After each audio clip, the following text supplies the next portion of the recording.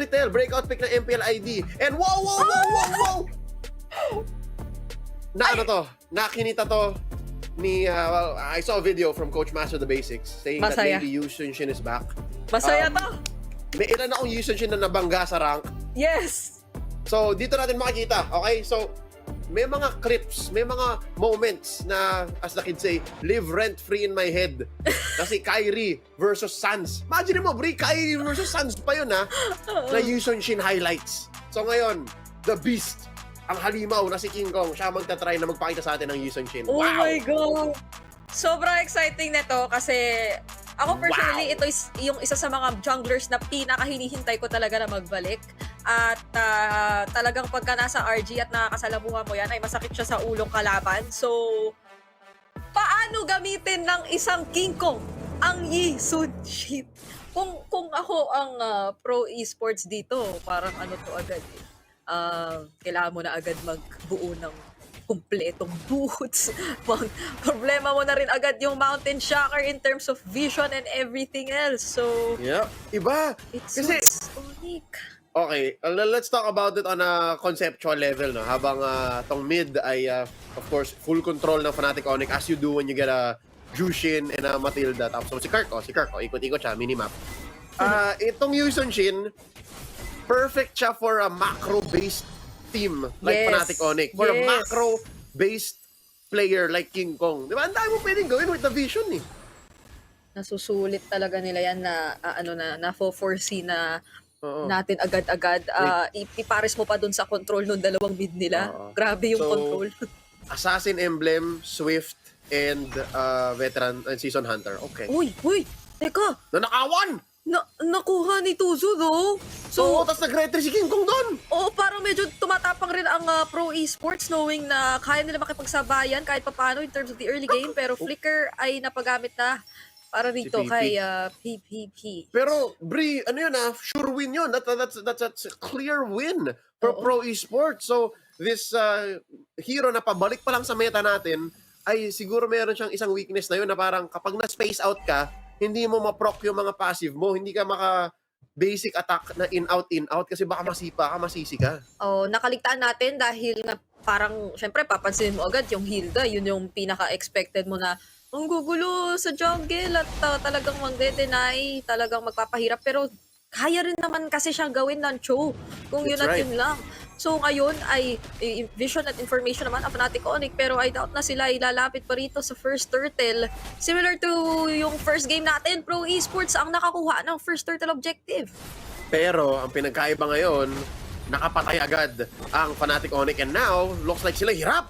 Yan, nandito pumapasok with the Infernal Pursuits. Sorry, Felix, sabi niya, ito yung espasyong kanina ko pa gustong gawin kontra sa Fnatic Onyx. Pero mabibitin pa naman yata sila ng damage at hindi makakahanap ng kill. Pero Super Prince, mahanap ba nila yung sipa sa kanya? Hindi na muna, wala palang sipa kayon si PP at gusto nilang lumaban pa. Teka lang, sorry, Felix, nahanap yung first blood kay Spider Miles. At kulang ng damage ang Fnatic Onyx. Ang daming na-choke slam ni Super Prince. Pero given na yung damage nila, panoorin natin yung minimap, nandun sa other half of the map, nandun sila sa may bandang kanan, sa bottom. Si Nathan, si Kelra hindi pa ready, tapos si King Kong, yun nga, naagawan ng purple. So obviously, behind siya. 2 levels, Bri! Oh my God! 2 levels behind si King Kong.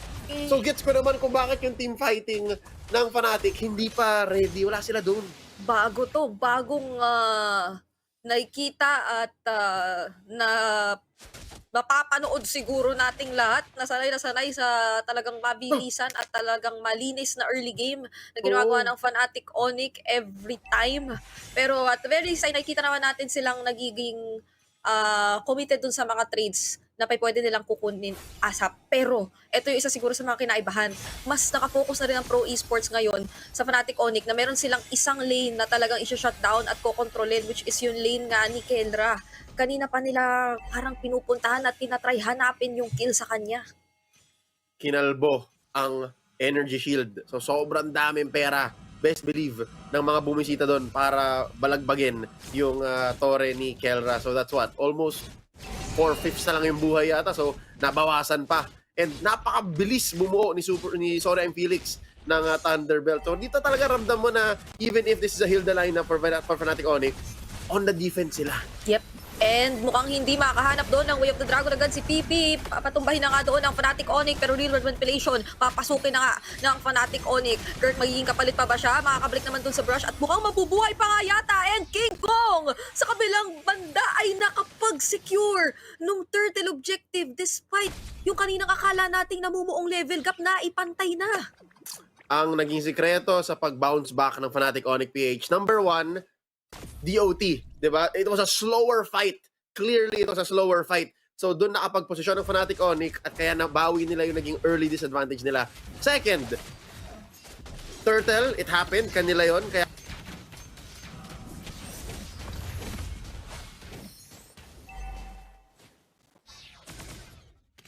Last hit kay Super Red kasi to this point ay buhay na buhay pa rin naman siya at hindi napipitas pero Super Freeze manggagaling doon sa likod si Pipi na lang yata kanilang pipiliin na target, makukuha nila yung kill pero hindi pa yata sila tapos. Grabe si Super Freeze, teka lang, kamuntika na siya doon. si Friends, mahingahan mo lang, tumba. Uy! Okay pa, he's safe, he's fine. And I think one more key factor to Fnatic Onyx, bouncing back, closing the gap. Hell, even, Bri, kita mo ba ito? Naka 2K gold lead na sila. 2K gold lead, tapos na-push pa nila yung top and bottom. Is, napigilan nila yung burst damage ng Pro Esports. So, nilito nila si Tuzu, tapos si Sorry I'm Felix, hindi na siya makatalon. So, kung matanggal mo yung dalawang factor na yon, wala na yung early advantage ng Pro Esports. Kaya ngayon, lamang na ulit yung Fnatic. Ang bilis hanapin ng Fnatic Onyx yung way para bawiin at baligtarin yung sitwasyon na yun. Kani-kanina lang, sobrang ramdam na natin yung kung paano nakokontrol ng Pro Esports yung simula. Pero nung nakuha na ni King Kong yung bawi sa turtle objective, eto na yung moment na parang lahat ng members ng Fnatic Onyx hindi na basta-basta natatakot. Nagsimula kay Keldra, hinamon talaga harap-harapan si Super Red, tapos ultimo si Super Prince sa ilalim ng torre, dala-dalawa yung gusto niya talagang gamitan ng Lantern Flare. Pero speaking of Super Prince, mahanap siya dito ngayon. Way of the Dragon, Real World Manipulation, inilatag na para kuhain yung kill doon, pero nandito na rin si Mountain Shocker at yung mga members ng Fnatic Onyx sa turtle.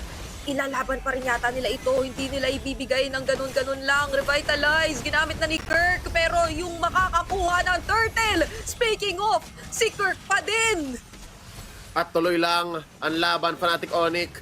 Down to 150 Kirk. Hihil muna siya. Kelra, kami ngayon. Uy, teka lang, makakabuhay pa ba si Pipi doon? Kasi si Sorry and Felix, maganda-ganda yung mga nagiging talon at mabubuhay pa si Kirk na nakakuha ng turtle. And kapansin-pansin, teka lang, tuloy yung laban na yun, pero nawala na agad. Etong si King Kong, iba na pala ang kanyang target. So nakuha nila si PP sa tinagal ng laban at hindi naman sila masyadong naubusan ng oras kasi kumukuha pa rin ng objectives yung iba nilang mga miyembro. Pero wait lang! Ang pagbawi ng Pro Esports narito na! Kasi si Tuzo naghahanap din ng mga targets na pwedeng kuhain sa kabila. At dito na rin si Kirk, hinahabol si na Tuzo. Hindi na rin naman naaabot yung mga Lantern Flares, pero uwian na for Fnatic Onyx. And gusto ko lang balikan yung idea ko na all this time wala doon si King Kong. Wala. BC, the beast is not reachable. Bakit? Kasi nagtatrabaho siya dun sa baba. Pinush niya, Bri. All the way to tier 2. At dahil doon, sabi ng Onyx, sige na nga, bigyan mo na si Kelra. Bigyan mo na, sino pa ba namatay?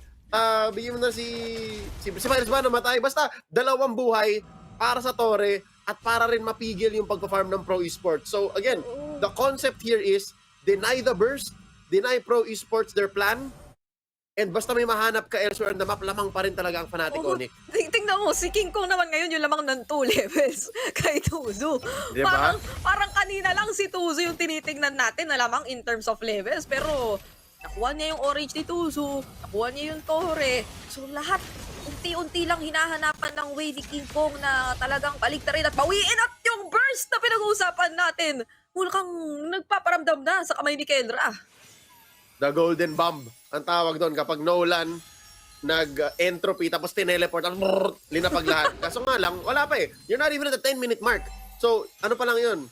Taste test pa lang yun ng pwedeng maging burst damage ng isang Nathan in the hands of Kelra.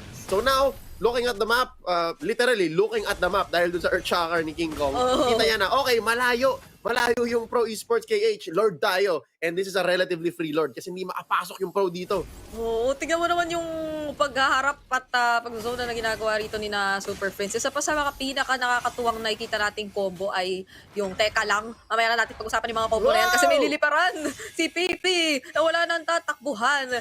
And going back ay kahit sinong pwedeng maglalim, masusundo lang kasi ni Spider Miles eh. So ang daming pwedeng i-bait out dito ng Fnatic Onyx at ibitin pero yun nga lang, may isang napalalim at nabigyan si Super Freeze na ngayon, but mahanap pa din siya at sa gilid, King Kong! Makakahanap pa ba siya rito ng target? Kakalabanin si Sorry I'm Felix, pero hindi na matatakot. Tingnan mo naman yung damage yung nagmumula dito sa side ng Fnatic Onyx. Nabitin nga lang, so mabubuhay pa etong si Sorry I'm Felix. Nakaka-miss makita ng Da Sisters. Kasi, mo, kanina pa to nandito sa bottom lane, si Kirk.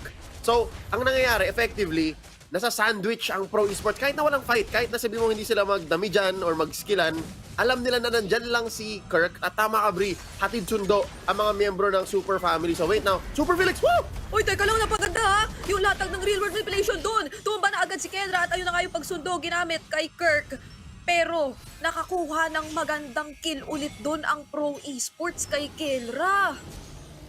Kaya siya natawag na Super Felix. Well, ako lang naman nagsabi nun. Pero feeling ko yung comeback ng Pro na kay Sorry I'm Felix. Kasi siya lang sa lineup nila, yung talagang pang-sustaining team fights. Yep. Diba? The longer the fight goes, si Fnatic ang nananalo, Onyx ang mananalo. That's still true. But, if si Sorry I'm Felix on point, pumastakan niya palalo itong Thunderbelt niya, kung eventually mabuo niya yung dominance ice niya, Yep. maybe there's hope. Maybe they can close the 6K gold gap. Pero Yep. right now, hindi siya pwede mamatay na ganon-ganon! At speaking of, si Pipi pa nga ang unang mamatay and si Sam, muntikang maabutan ng Lantern Flare. Hindi lang muntikan kasi inabutan na nga talaga. Sorry, ang Felix na lang muna yung haharap dito at tatangke doon sa damage na binabato ng Fnatic Onyx. Pero maski siya ay hindi na yata niya kakayanin tangkehin yun. Kasi ang sakit na ng bawat bato rito ni King Kong, yung mga pagpala niya, yung mga paespada niya, at si Tuzo na nga yung isusunod nilang target nasa mismong loob na ng base ang Fnatic Onyx. Pero okay lang yun kasi ganoon na sila kasakit, kaya na nilang magmatapang. Ang daming mobility spell ng Fnatic Onyx. Ult ni Super Friends, Traceless ni King Kong, yung ult ni Kelra, tapos syempre may hatid sundo, the ultimate love language mula kay Spider Miles. So far, I still stand by the fact na si Sorry I'm Felix, kung kaya niya mag-front, kung kaya niyang mag-sustain with the Infernal Pursuit pa ulit against Fnatic, baka may chance pa. Yep. Pero, wala Tanong mo, Ganitong instances, masyadong maaga nare-reveal si Pipi at nabibigyan din agad ng Fnatic Onyx. So, ultimo dito yung mga fracture ni Tuzo ay hindi na rin kokonekta kontra sa Fnatic Onyx. Retry na paggamit na rin para lang makadepensa pero yung mga waves ay sunod-sunod na kasing papasok para rito sa Fnatic Onyx at hindi sila aalis. Hindi ko alam kung signature na lang nila to pero gusto talaga nila lagi bago yung mga objectives may tore muna silang kukuhain at ultimo si Super Red. Pinatumba ng ganun-ganun lang ni Kelra. The Golden Bomb. Yan ang sinasabi natin na burst. Diba? Parang tatlong pindot lang straight. So in the matter of 1.5 seconds, nawala yung buhay ng Airtel ni Super Red! At speaking of the Golden Bomb, pumasok na naman siya at nagpasabog ng dalawang miyembro at hindi na nila pinatagal yung laban, hindi na nag-objective, Leo. Tinapos na ng Fnatic Onyx with a sweep ang first series natin.